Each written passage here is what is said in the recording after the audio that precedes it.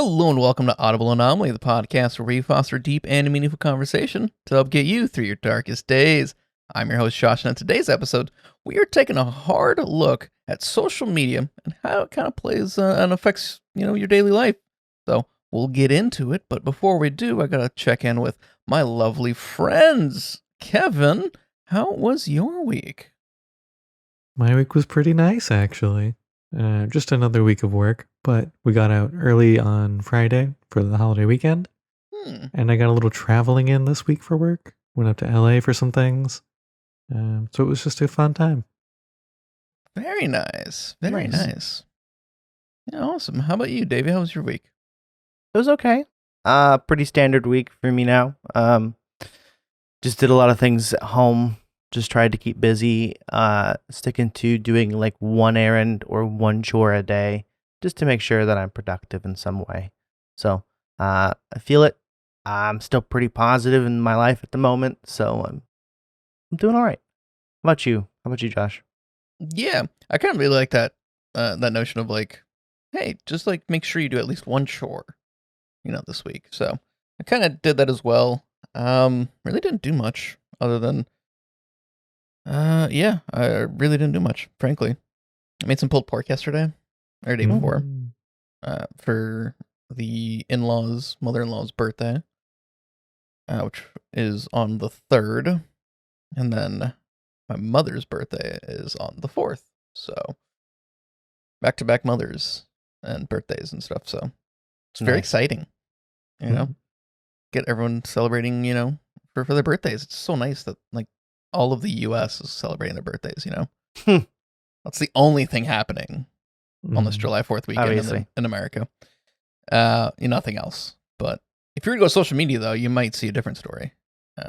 Hey, speaking of social media, let's get into today's topic. Oh, how convenient. I had Terrible. nothing. Terrible. I had nothing. The worst. You could have done no transition, and you would have done better. Probably. I can almost guarantee you that. But whatever. I'm going with it because I have no choice, and it's already recorded, and I'm not re-recording the intro. So, anyway, moving on to social media. Just want to set, before we get into our conversation here, wanted to set some like ground rules as to like what is considered to be social media. I mean, obviously we think of our obvious ones of the Twitter, the Facebook, the Instagram, the TikTok, LinkedIn. But some of the other ones that like are roped into that just partly due to their like ad revenue model and their monetization policies, but also like they're kind of different ways around social media on the landscape of that. So one of the uncommon ones that is technically classified as social media is Reddit. It's an online forum based around communities, which makes sense. But the other one that a lot of people don't really think about, and they see it more as entertainment, is YouTube. And for all intents and purposes, advertisers effectively treat YouTube very, very similarly. Just happens to be in a video content that their advertisements are played. Well, I mean, are we considering social media based off of the basis of advertising, or just the fact that they're platforms where people can communicate with each other? Because I mean, YouTube does that in their comment section. It's like that makes sense. They do. The main thing is, at least the way the conversation today is going to be roped around, is how these companies are kind of set up and influence in one way or another our actions, right? So in YouTube specifically, it's very much treated, especially like their ad revenue and Google to an extent, how they're very much treated similarly to social media and their algorithms and how they actually distribute and get their wealth. So it's one of those where it's universally accepted to be social media, at least in the marketing space. And that's the main reason why I'm opting to include it. And a lot of research and a lot of studies, it's also seen as such.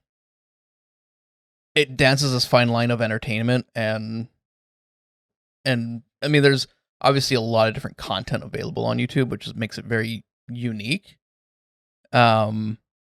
But for intents purposes of the conversation, this is one of those where I feel it belongs more than it doesn't. Is there a reason why we're potentially leaving out stuff like Discord or 4chan? 4chan, I'd say, is included. Discord, this is harder to say. It is community driven. It's community based. I don't see any discourse in not including it. Okay. Their ad models or like their revenue model is a little bit different. Well, I mean, I just for the why base this off of ad revenue and strictly business terms and talk about like societies? Yeah, because of how they're designed.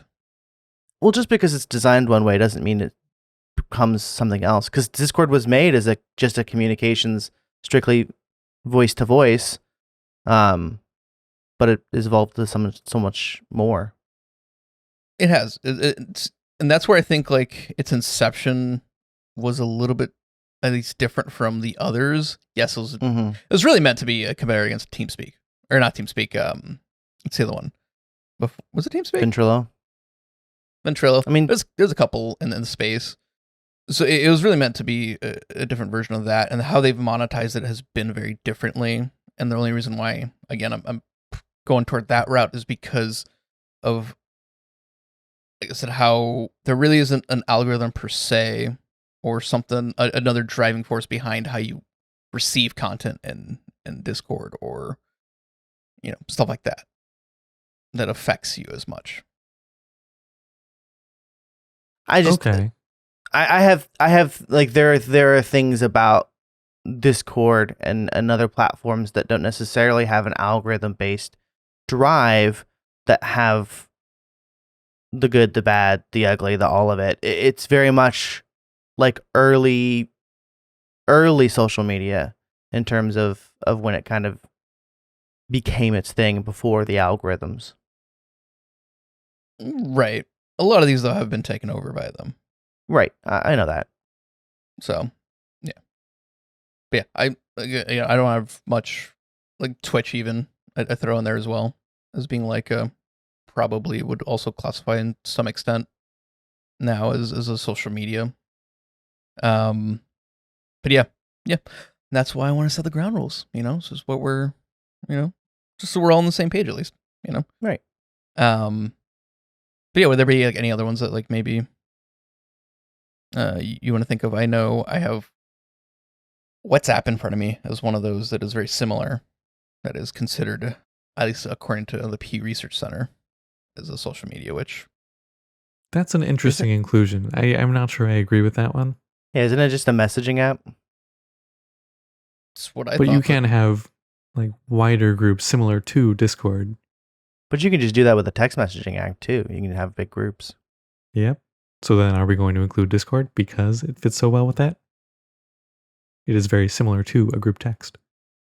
Well, I think, Discord you can join, like anyone can join a lot of Discords. There's a lot of public Discords.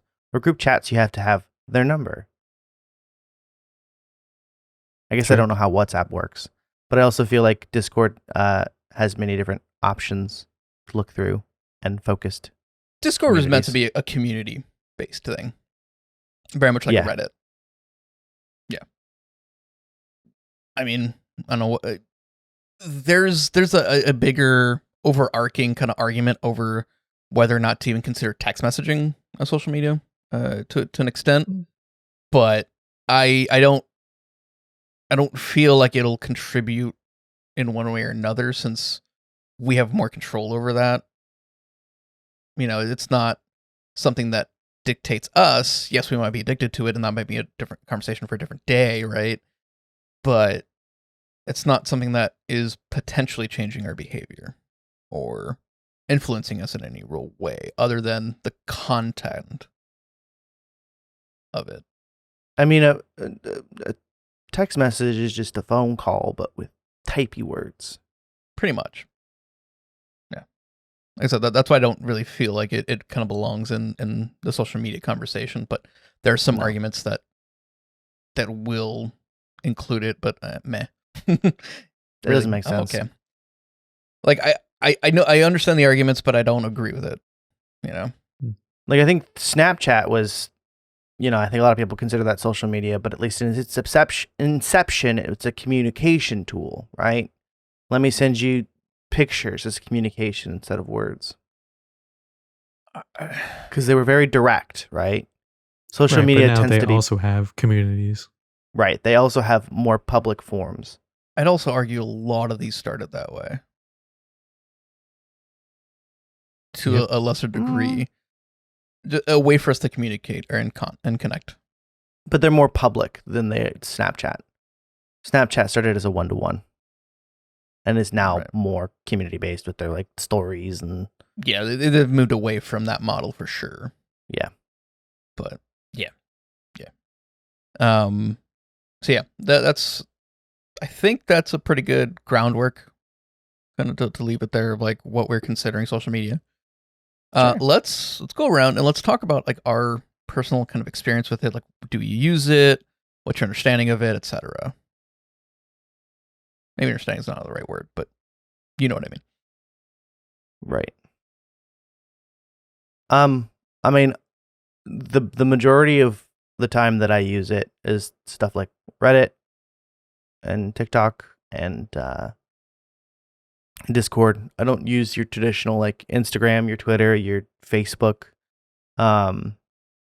because most of the time I'm just looking for content, just stuff to watch, keep me entertained, just to get by some of those dull hours of the day that I don't have anything else going on. Or if I'm at my computer and my ADHD is just really hitting, I need like 17 different forms of entertainment up on my screen. So a lot of times Reddit will just be on there just because I will look at something. I'll look at a picture of a dog because it's cute, I also, I've been thinking of branching out entertainment-wise and posting on something like TikTok because as a person who's trying to grow their brand a little bit, it's not a bad idea. For sure. How about you, Kev?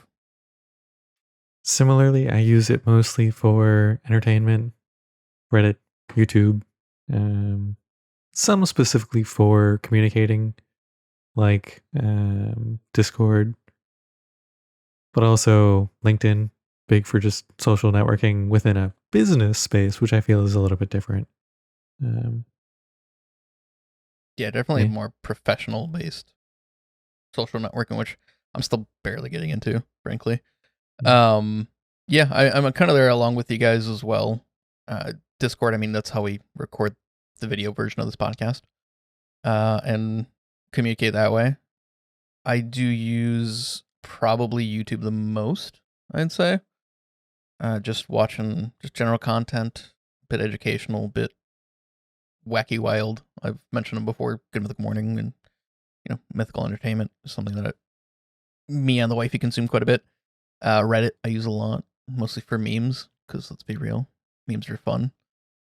And yeah, like for the most part, like I obviously like I've studied marketing in school and such, got my AA in that, so I have a better understanding of advertising and how it works. I'm not gonna say a good understanding, but a better than I did before all that. So this is like it's been a very interesting kind of deep dive that I've been doing on social media for the entire week. But yeah, like something that is pretty universal is, for the most part, YouTube is one of the most used versions of what we'll call social media in the world. It's the second biggest search engine behind Google, and definitely has a lot of users behind it, and is kind of crazy that like majority of people in the world, especially in our age bracket, 18 to 29, 95% of people, at least according to this study, use it at some point in the day. So it's pretty wild. But I wanted to get into kind of the good, the bad, the ugly. It's always set it up last week, right? Of talking about social media and the effects it has kind of within our lives, right? Obviously mainstream media and a lot of other media tend to paint social media as like this really bad thing But we kind of forget a lot of the good that it does. I mean, especially when like MySpace and Facebook were really popular, and I mean, Facebook still is the most popular social media platform in the world. Like 2.1 billion users, almost a fourth of the world's population is on it. But we're able to connect with old friends, and it enables us to like keep up to date with friends and family and such, which is kind of awesome. Especially right now in the socially distanced world, we're still able to kind of maintain our socially active and such, which is kind of awesome.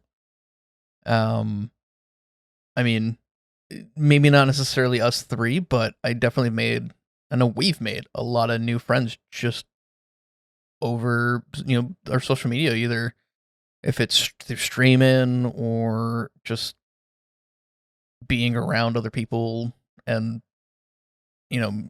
in a social environment like Discord and stuff. And we're able to meet a lot more people that way. It's kind of cool, you know? Yeah. Another really awesome benefit is that, like, as much as we see social media as like this bad thing, but it can, that and like our phones can even like help us learn new things. We can learn little bit about engineering. We can learn a little bit about new languages and cultures. We can go through guided meditation or just do all these crazy, awesome things that are really mostly beneficial and good, And lastly, especially, and it's something that kind of came across recently of, how we think about social media. Like Instagram is effectively almost like a shopping platform is kind of what it's designed to kind of do. It's like a virtual shopping mall almost, which is why they show you different products that you can buy and stuff like that, and how it's being used, right? But it allows these companies, especially these smaller companies, like I know a local brand that I see every so often on the YouTube ads, that's pretty kind of local in the Southern California region, is Bob's Furniture. Like, they're advertising like crazy on like YouTube and stuff.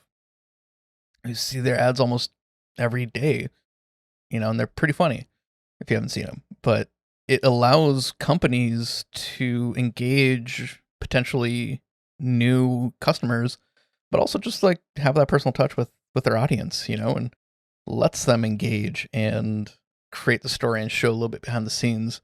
One of the examples I have is that like Formula E, one of the bigger racing motorsports that use only electric vehicles, they actually give the fans what they call fan boost. You're able to vote for your favorite driver. The top 5 will actually get an extra burst of energy. I think it's like a 5-second extra burst of energy that they can use whenever they want in the second half of the race. All powered through social media, right? And it gives us a way to like interact and engage in a very positive and beneficial way. And I'm only trying to spin this positive because I know the problems obviously come with the negatives, but we always have to remember that for as much bad as it does, it can also do very, very much good. Yeah. I think a lot of people just live in the camp of the bad outweighs the good. Because you're right. I think social media is a great way to connect with people, like, period, right? Countless stories of people who have built relationships, have built families around social media, right? Especially like long distance relationships really thrive within social media. And I think very much in its inception, right? And especially we're talking about Facebook, was a place for college students to just talk with each other and live within their struggles and their successes and really connect with other college students, right? A great networking tool, especially as you leave college. There was that like, cool, I've made all these connections with people and we can grow together as we get older. And obviously LinkedIn is a great tool for that as well, right? Just the ability to communicate.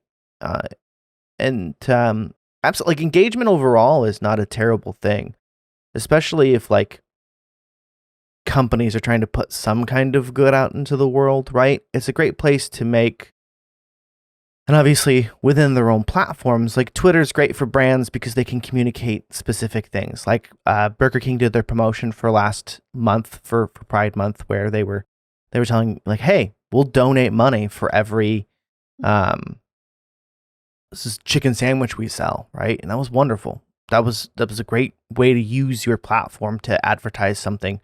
Obviously your own product, you want people to go and buy it, but they were doing good with it, you know?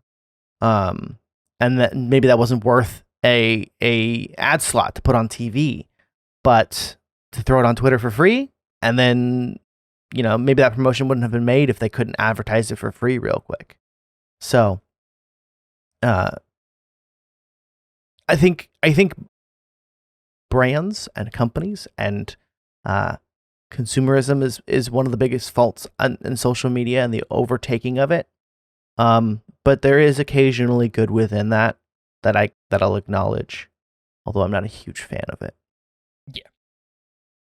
Yeah, it's definitely a fine line, and like a lot of like there's this saying, especially the original task was to have all of us watch Social Dilemma and talk about it.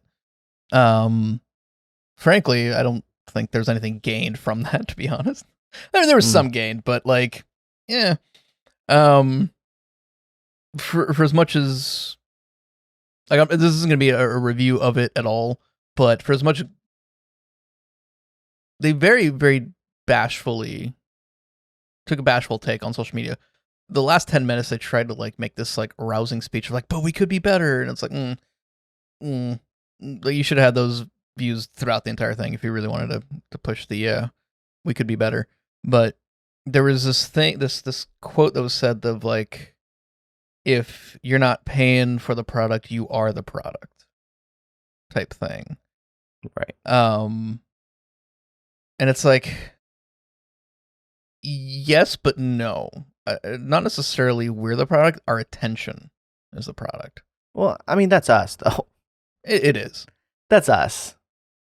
It is. It is. But there is that distinction of like, we're being sold rather than they're trying to get us to focus more on them. Because they were trying to spin it of like, we're being sold and our information's being sold. And yes, but again, also no. Because they truly benefit from how long we're on the screen and how long we're using their platform. A lot of these social media platforms. Right. They're based on how many ads we see and how many ads get clicked through. Right. The main thing is because majority of the most popular ad method and the cheapest ad method is what they call a CPM, cost per meal, or cost per 1,000 impressions. That's one of the most common and the cheapest way to get into, getting your ad viewed. Right. And that's where a lot of, and then this is kind of that ad model where people started realizing the monetization can happen pretty easily and they don't really have to offer anything, just space. Right. And that's kind of what is starting to drive a lot of decisions. I'm not going to say all the decisions, but at the end of the day, they have to make money somehow. We know they're billion-dollar companies. So clearly it's working. Right. The reason why I'm like on the fence about like really how effective and like they in the Social Dilemma they made this argument of like ads are perfect and like they know so much about you that they're guaranteed to work, yet when you actually look at it in practice, the average click-through rate's about 1% last I checked, and that was like May on average. A good campaign has a 2% click-through rate. It's not very much. It's not very guaranteed. Is it going to work? To a small degree. You have a good likelihood of at least getting that 1%. That might be where the guarantee is, but I feel like they misrepresented that. They're like, oh, it's guaranteed to work on like everyone. It's like, no, it's guaranteed to work 1% almost, because that's the average click-through. Sure. But I mean, they may have boosted their argument a little bit. I forget the word. They may have been a little bit facetious with their argument, but there is truth within that, you know? Yeah. Like, I can't tell you how many times I went to Google and I looked something up real quick of just like, oh, I was kind of interested in this. I Googled it and then popped and I went through Facebook, just scrolled real quick, and there it was advertised to me like 3 times. And it's just like, I get it. You got access to my search history. You probably ate my cookies. You took a bite of my chocolate chip and you figured me out. You know, there's some like inherent like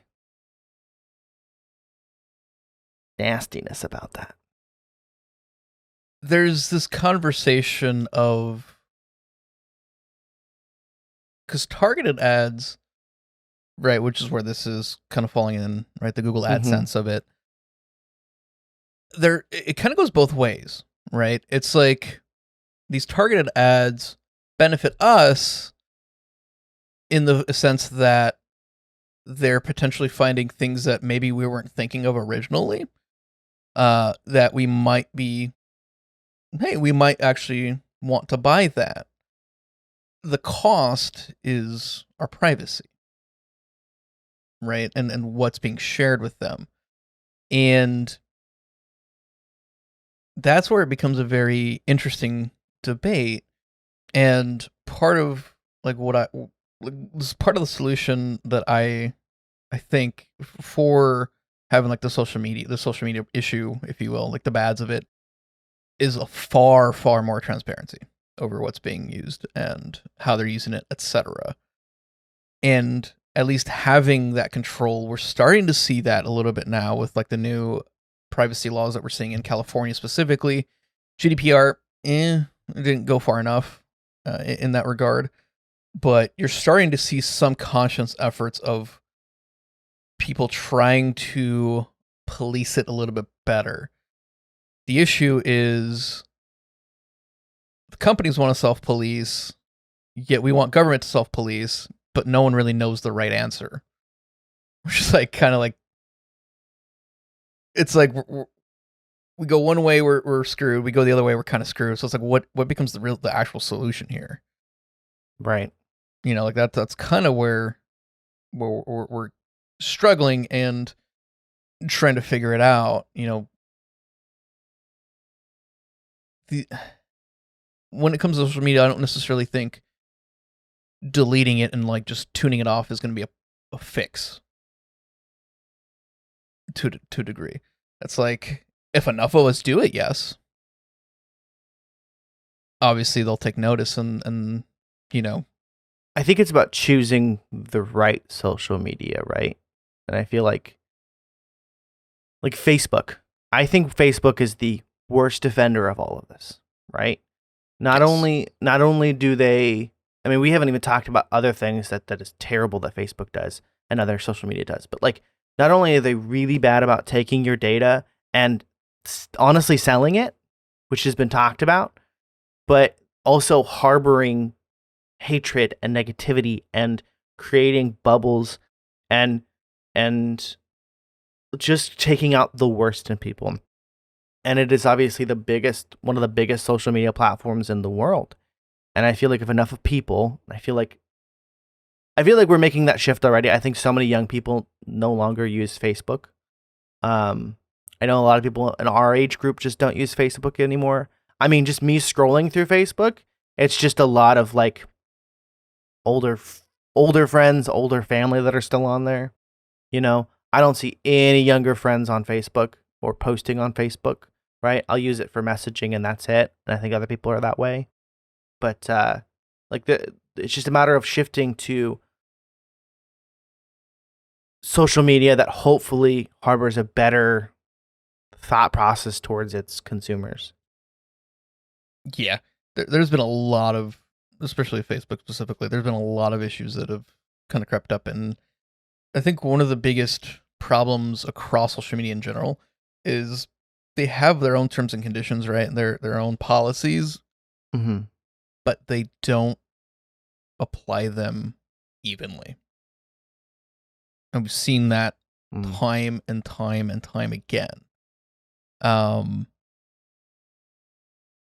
I really don't want to try and get political, so it's like I'm not going to. There have been very evident cases, especially in recent history. I'm talking as early as the last year, where they vetoed something because they said, "Oh, well, it was illegally obtained, and we're not able to use this yet." In multiple other instances that happened, also in relatively recent history, they're like, "No, that's okay." So it's like they've been very, very uneven with how they apply things, and it's not necessarily that they're trying to do the greater good. It seems that unfortunately there is at some level an agenda. And this comes off as fear mongering, but the main thing is, right, there's this big, especially now, focus on like machine learning, right, and trying to make things more addictive. And unfortunately, what we're finding in these models is that leveraging fear, leveraging outrage, leveraging your friends and family is against you, I'll put it, right, to keep you on these sites and keep you consuming more content. The problem is that we're finding with algorithms lack ethics, they lack morals, they don't know, they only focused on whatever their definition of success is, right? And in a lot of these times, it's profits, which usually come out of screen time and maximizing screen time. So there's always going to be some underlying opinion embedded within that code because someone has to code it. And there has to be some definition of success. And what we see a lot of times, especially in the experiments that these companies are doing, is it's not always for the betterment of us. It's almost always for the betterment of themselves. Yeah. Because at the end of the day, yeah, they're not going to do something that's going to affect their bottom line. Yeah. Companies care about money, and that's it. Inherently, like, that's not a bad thing per se. It might lead to bad things, but inherently they're always going to focus on what's better, what's the best for them. That's just business, right? It's an unfortunate byproduct that people have become ingrained so much, and that's where I think we are definitely a part of the problem. In how we use it and how we've, to a degree, become dependent on it. Where's one of the quotes here that I had? You know, there was a question that was levied of, it's like, were we evolved to be aware of 1,000 people and what they think of us? It's like, no, we weren't, we didn't evolve for that social. We were not evolved to have social approval being dosed on us every 5 minutes. It's not what we were built to experience, right? And there's this whole dawning of like how what was created to be good, like the Facebook like button, ended up becoming rather detrimental, and people chase it. Yeah, right. The serotonin pop of people's approval. Dopamine pop. The happy juices of the seeking approval. Dopamine is the reward center. So the happy juices, right? That's what I said. It leads to serotonin, but dopamine. I want to talk about some of the other aspects of social media away from the actual companies, away from the actual money. One of the things that I feel like is such a bad part of social media are the bubbles. The echo chambers. The echo chambers, right. The such easy ability for a person to shut off completely from any other viewpoints or ideas that may not align with theirs.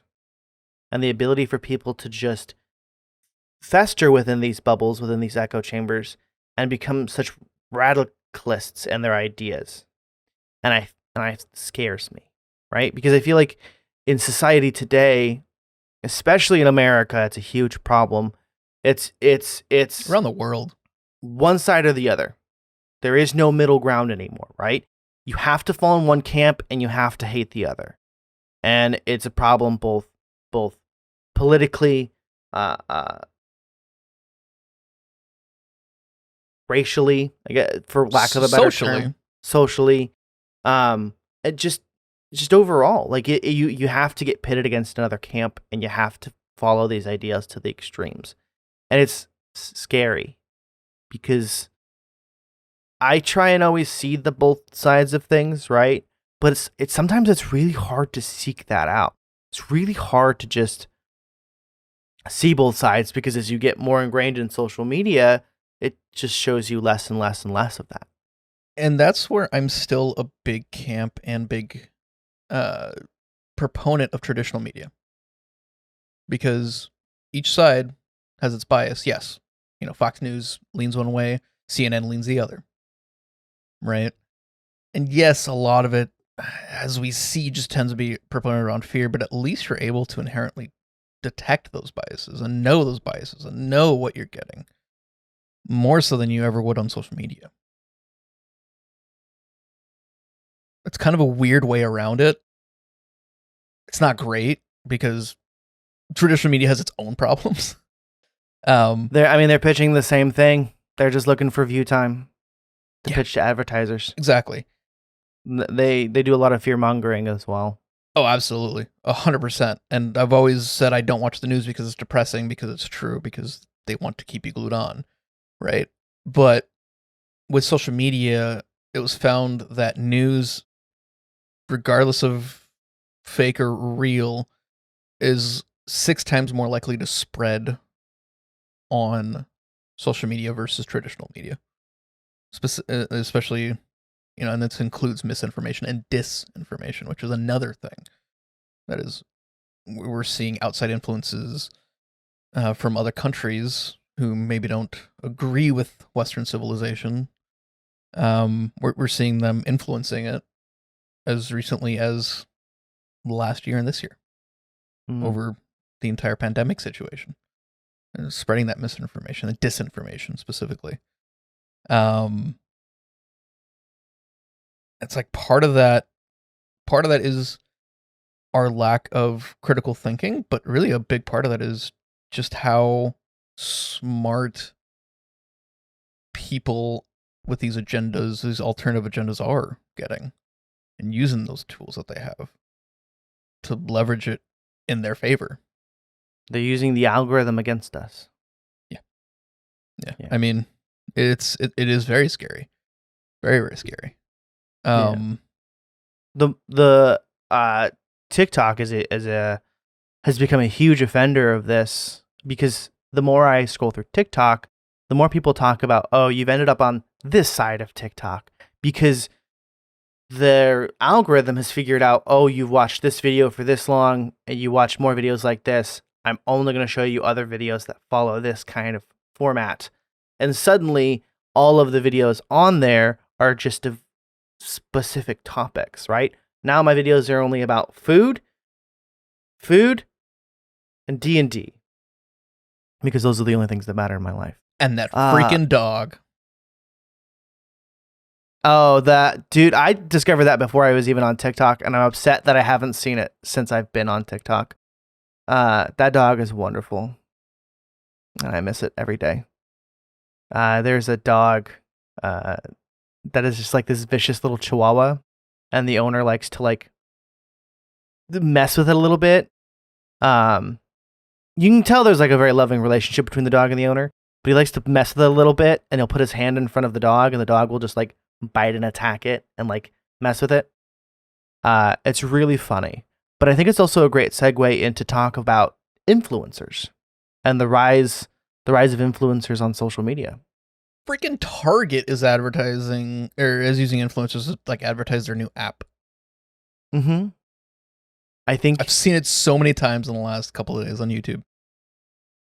I think for me, influencers has been both a great thing that social media has produced, but also a terrible thing that social media has produced. Because there's some influencers that are ethical, they do things right, and honestly, they're gosh dang entertaining, and they would never have a shot before. Like a lot of YouTubers are that way. Like I can think of so many that I think they use their platform, their communication to better themselves and the people around them. I mean, Rhett and Link did a wonderful job of that, right? And even if they're not spreading specifically, they're not being very divisive on messages, they're at least spreading positivity, and they're using their platform ethically, and they're looking into the things that they're advertising before they advertise it. And then you've got the other side, like your Jake Pauls, Rice Gums. Yeah. The bad boys. The other side of bad it. girls. Yeah. Yeah. And it's interesting that we've leveraged, or they're able to leverage their following in really either way, you know, and you have certain people who have leveraged their following to attack people. Mm-hmm. And then also you have the flip side where you leverage them to like donate to charity or, you know, do positive things. And it's interesting that the both are able to happen on the same platforms. Yeah. You know, and what does that tell you about us as humans? It's it's like in a world where everyone can make it, some people aren't going to be great, right? They're going to give entertainment to, and I think a lot of the problem is a lot of entertainment for like specifically like Jake Paul, right? It was more geared towards kids, right? Watching these grown-ups do these weird wacky things and silly bursts of energy, and then they forget that they're working towards kids and they use their platform very unethically. I think is a huge problem, you know, and it puts a huge impression on these kids, because now we're talking about all these kids. They're saying, I want to grow up to be a YouTuber. I want to grow up to be a influencer. And they're not realizing that the people that they're idolizing aren't necessarily, they're making a lot of money, but they're not living their best life, and they may not be setting themselves up for the future.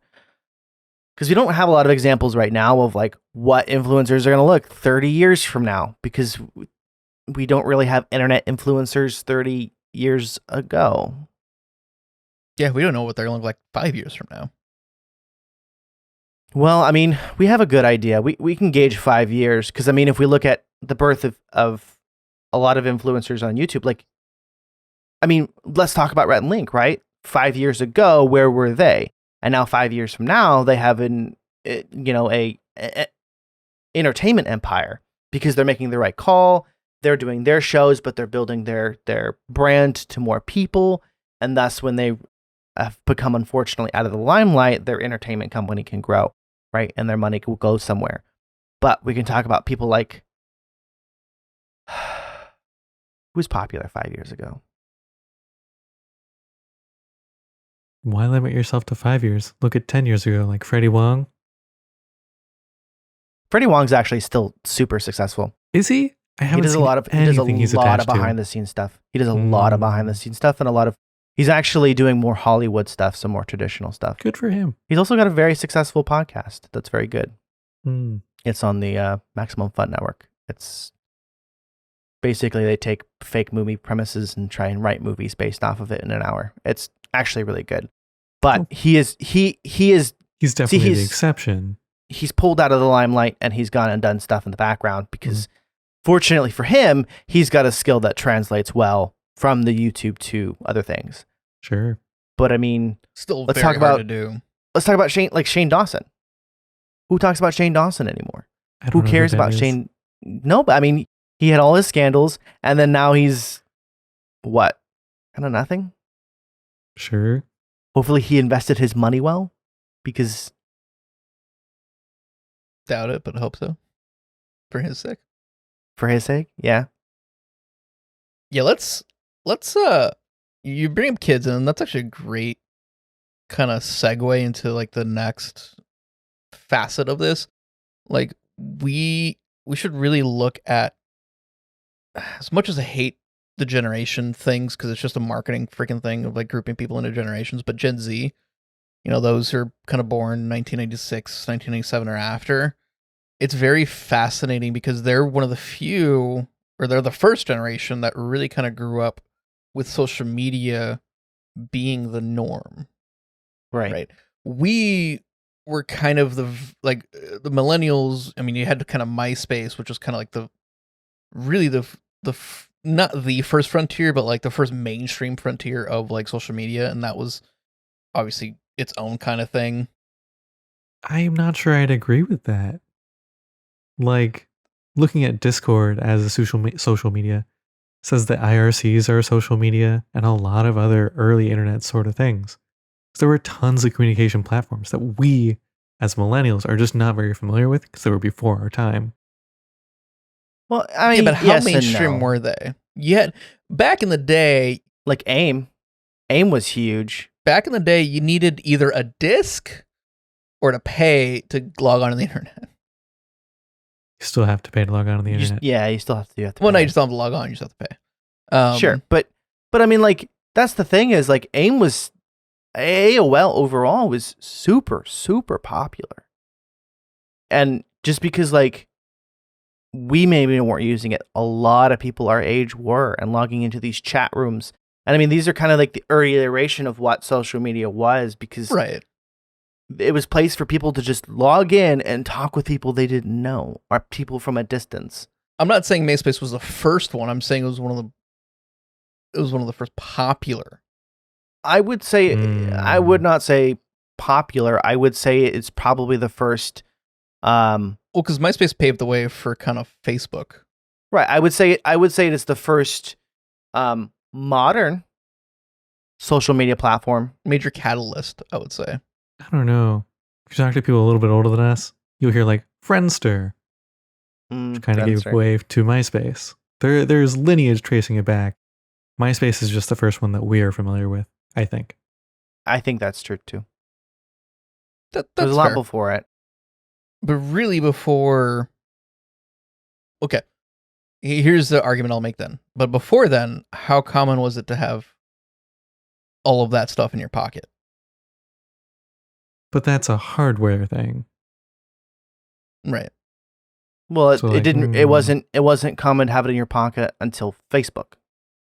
Not even MySpace was common to have in your pocket. Yeah. Because that's when smartphones... There were some ways that you could text into social media platforms. And if we look at instant messaging like AIM, you could text into that. You can text into Twitter. There were ways without a smartphone. Common. Like Twitter is literally built around 140 characters because that's an SMS message. Sure. But Twitter was weird. Twitter was a weird one because I feel like Twitter died off for like a good 5 years where no one ever talked about Twitter, and then it blew up again. But then again, I could only talk about the space that I lived in and the environment that I was. Yeah. The point I'm trying to freaking make here is Gen Z kind of grew up with the ability to access it from anywhere in their pocket, right? Having a device in their pocket that they could access it from, readily available, streamlined, very easy, very addictive in nature. It was in their face constantly, 24/7. Correct. That much we can agree on. Mm-hmm. So we can see and safely kind of assume, and sure, I know what they say about assuming, but we can very safely assume that they're almost a very good test population for social media and its effects on future generations, potentially, right? We're seeing, and like the statistics show, they drink less, they have coitus less, they do a lot of less risky behavior, yet they're more anxious, more depressed, more actively suicidal than every generation previously. And it's almost like 99% of the time, like, you especially now, you see a kid and they're with their parents and they're crying, and we're shoving a phone in their face like it's a digital pacifier. Like unfortunately, we're seeing that more and more. I'm not saying everyone does it, but we're seeing it more and more. And there are a lot of statistics that are coming out that are kind of frightening. Right? We're seeing 90% of teens go online every day. 24 of them say they're online constantly. We have 50% of teens feel like they're addicted to their mobile devices. And then I think the one that's really, really interesting is teens who spend 5 hours a day or more on their phones are twice as likely to show depressive symptoms. Well, guess what? In 2019, before the pandemic hit, because the pandemic exacerbated this issue, the average teen spent almost 7.5 hours on their phone. So the average teen is more likely to show depressive symptoms. And like, how much of that can you attribute to social media? Probably a good chunk of it.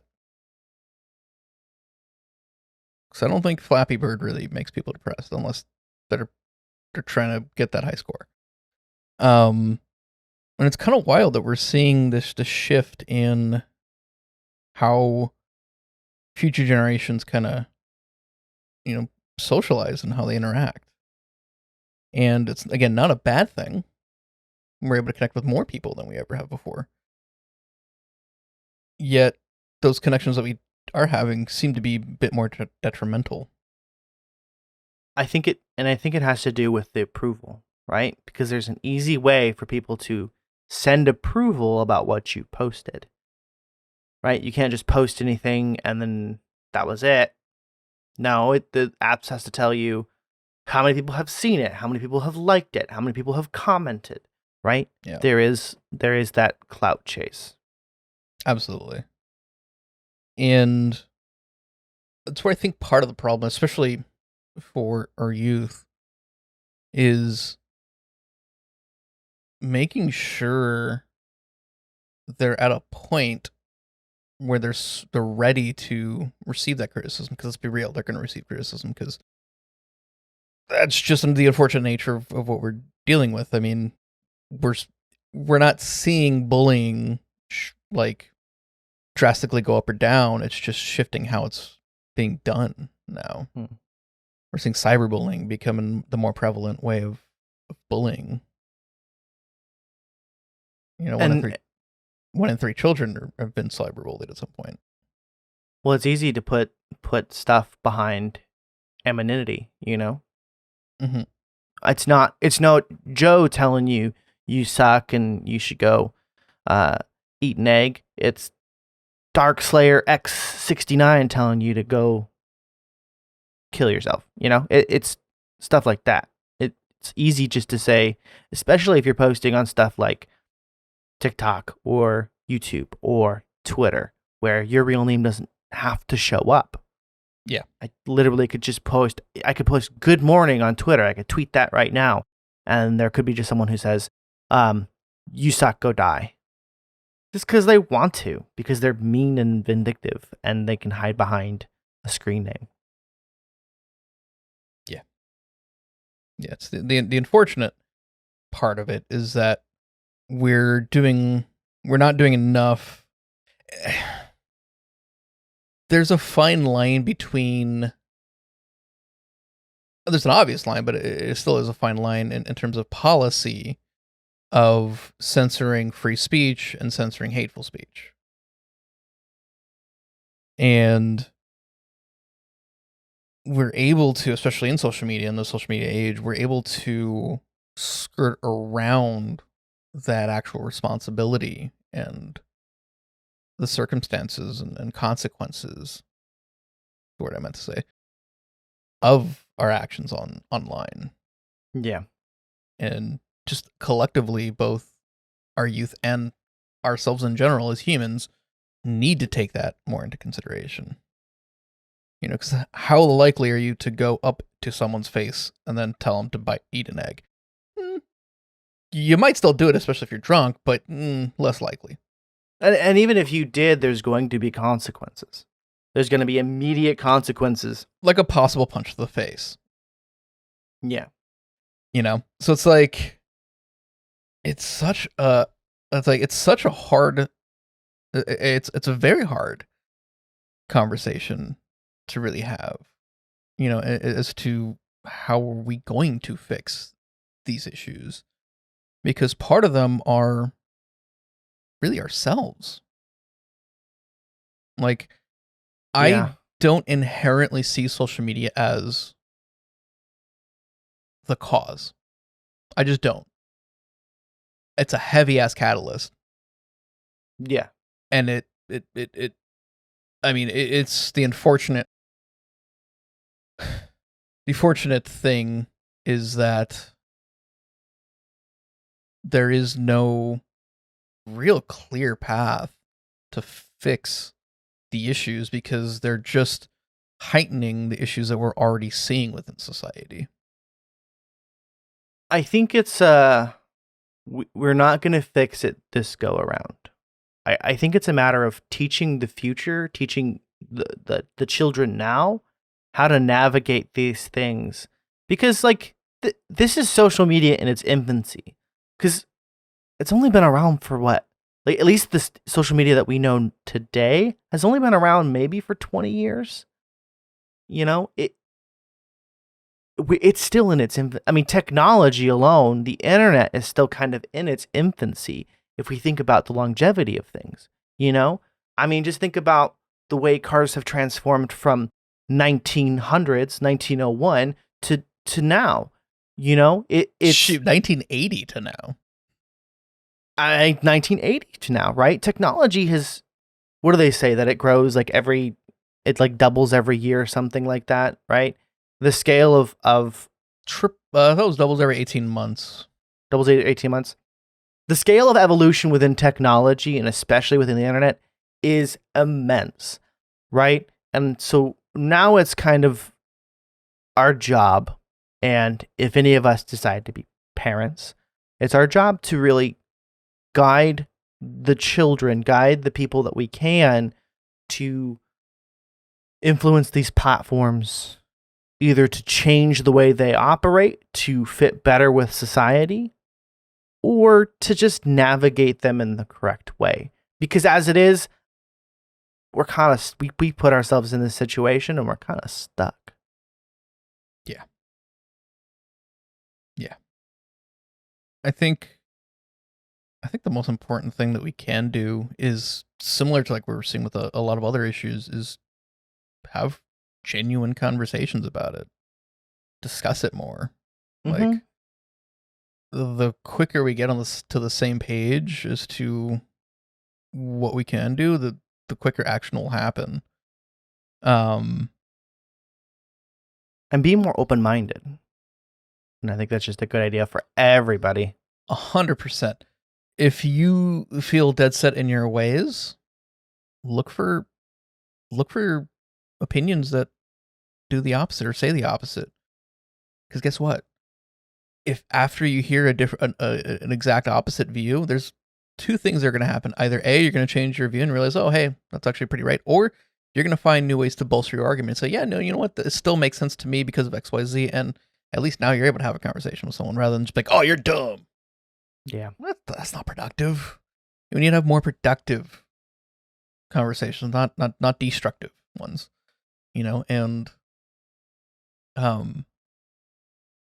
and there's one point I want to touch on, and it is something that Facebook did that's very interesting, and I think it's a good piece to kind of end on before we look at what our audience members say.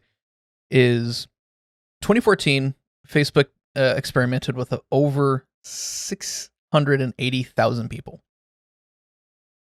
They were effectively trying to see if emotions were contagious. What they saw in their, I think it was a 6-month experiment, it was a defined period of time. They saw people who saw more negative content on their feed, which they would give people negative content, tended to react and reciprocate more negatively across their platform. They would post more negative things, they'd comment more negative things, generally had a more negative outlook, as far as Facebook could tell. But, and this is the important part, the inverse was also true. Those who saw more positive content tended to reciprocate with positivity. So, one thing that we can do, and something that I'm trying to formulate like an ad campaign around for the podcast, is spreading positivity. Going out and just showing love unconditionally. Yeah. I don't know why that's a hard thing and why that's taboo. Because at the end of the day, we're all human. We all have feelings. We have differing opinions. That's what makes us unique, and that's what makes humanity so awesome. But also, as we're seeing, it's kind of leaning to our detriment. But be more open-minded, love unconditionally, and just spread that love whenever you can. Yeah. Like, I think that's the way we can navigate it now, I think. Just being genuinely freaking polite. And if people want to call you out for that, question them. You know? Hey, why did you tell me go eat an egg? Is there a particular reason? Just be inquisitive. Not confrontational, but just try and poke their brain. Yeah. Just try and have that conversation. Granted, you're probably not going to get it. That's unfortunate, but we can only control our reactions, not other people's actions. So I think trying to maintain that positivity is the most important thing that we can do right now in the social media as it's currently designed. And with that, let's get over to our audience responses. I probe them. Hey, what do y'all think? Do you think social media is good or bad or both? And why? So, our first one here is Aspiring Fate. He says, personally, I can't really stand social media. Honestly, I have to say, I have it to say that I do, but I never really post anything. It's not necessarily a bad thing. No. That is a very, that's just being in tune with yourself, frankly, and knowing what you like and what you don't like. Because I feel like, especially with social media, a lot of times it tends to be, a little addictive.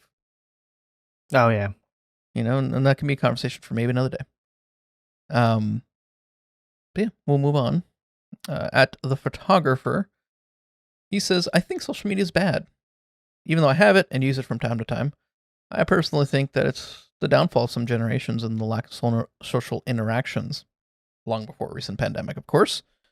However, it is a way to keep in touch with distant friends and family. Then again, so's picking up a phone and calling them. Don't really care for it. I only really use Snapchat every now and again. I tend to text through Snapchat more than I do actual text messages, interestingly enough. And is usually how I reach out to them anyway. But yeah, we were having the kind of conversation, back and forth between like how he obviously mentioned like the lack of social interaction. I'm just like, I don't think there's a lack of social interaction. I just think it's changed.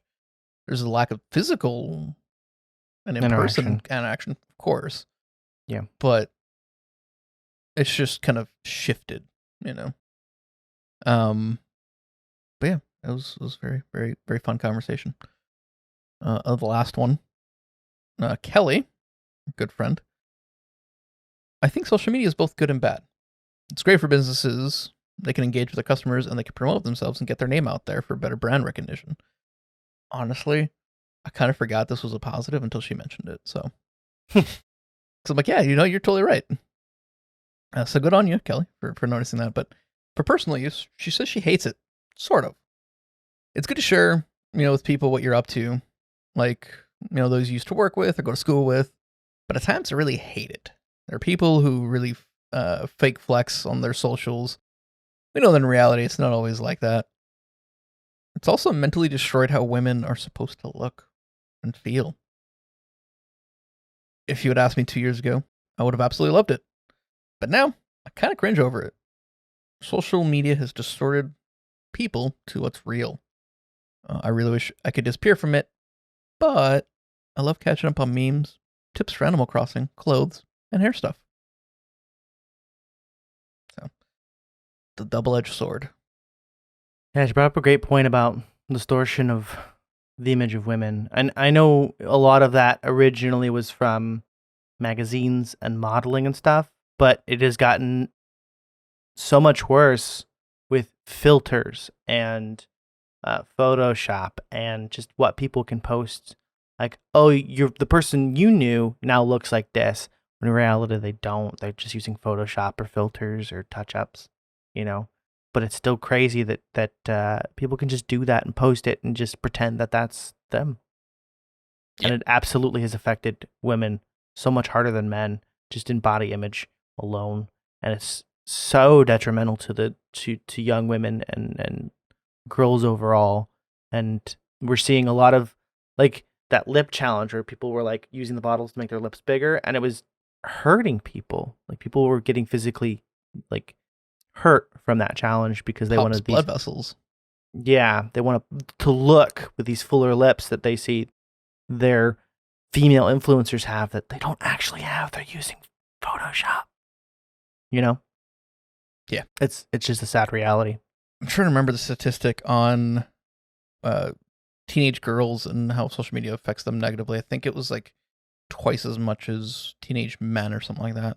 Something ridiculous believe like that. which, yeah, is kind of crazy. Like I said, it's definitely something worth talking about in general. Like you at home listening / watching, just have those conversations, especially if you have a teenage girl or if you are one. Just talk about it more. Yeah. The more we talk about it, the less it becomes taboo, and the less it becomes taboo, the more it becomes mainstream knowledge, and that is how change happens. Mm-hmm. Simple as that. But yeah, it's gonna wrap it up for this week. Before we get going, though, I just want to say thank you for sticking around on this one. I know this is a little bit of a very different, I feeling episode, but also really fun. Really fun to record. So we appreciate y'all for sticking around. If you want to follow us on the devious social media, you can follow us at Audible Anomaly. I definitely think this is changing how I kind of go about posting stuff or what I post. Or what we post. Definitely not a bad thing, but I definitely was thinking more positivity. I think that's the route we want to go here, because that's definitely what we're all about. And just having these conversations to for the betterment of everyone, really. We're just trying to make a difference and a positive influence on people's lives. 3 dumb people at a time. I'm kidding about the dumb. At least one of them. Correct. No, but yeah. So we appreciate it there. If you have any questions for us, or if you have like any topics that you'd like us to talk about, maybe kind of go this way a bit of like, just let's have a conversation about it. Feel free to reach out to us at our email, audibleanomaly@gmail.com. But that is going to do it. Let's see what everyone is working on. Let's go with you, Davey. What are you working on? Where can people find you?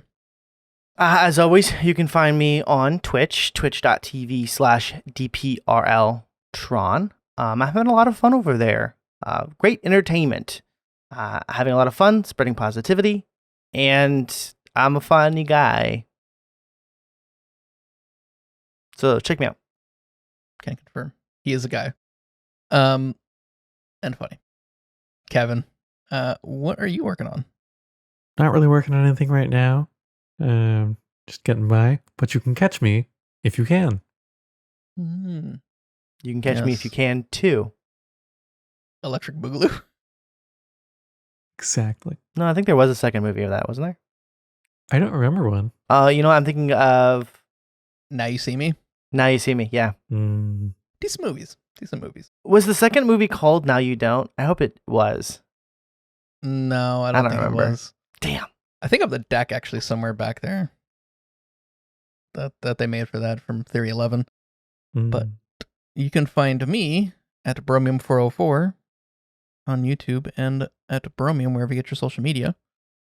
Next week, we don't really know what we're talking about, so we'll figure it out and we'll get back to you. But we will be here, and we'll talk about something. So until then, we've been Audible Anomaly. We hope y'all are doing all right. don't be too addicted to social media now. Or do. I can't tell you what to do, frankly. Anyway, we're going to head out of here so we can have lunch. But till next time, bye!